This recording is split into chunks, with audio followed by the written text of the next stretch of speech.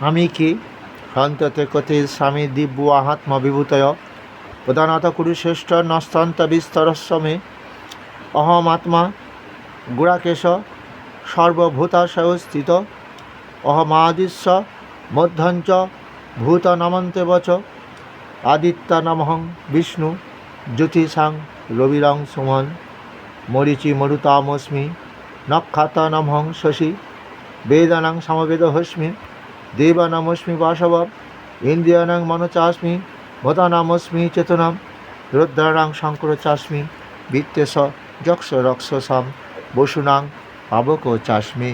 অর্থাৎ হে অর্জুন, আমি জীবের আত্মা, সমস্ত জীবের আত্মা। আমি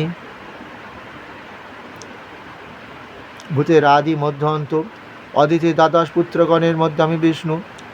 আকাশে যে সূর্যদেব আমি, এবং মরিচি আমি।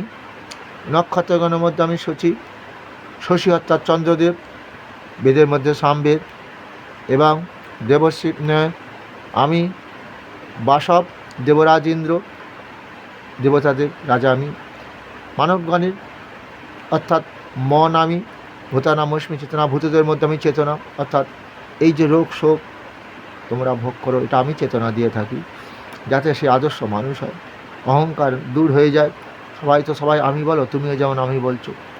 একাদশ রুদ্রগণের মধ্যে আমি শঙ্কর মহাদেব প্রলয় করি।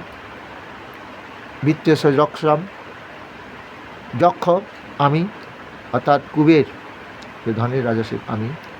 বসুনাং পাবকার আস্মি, এবং মেরু শিখরী নমহম।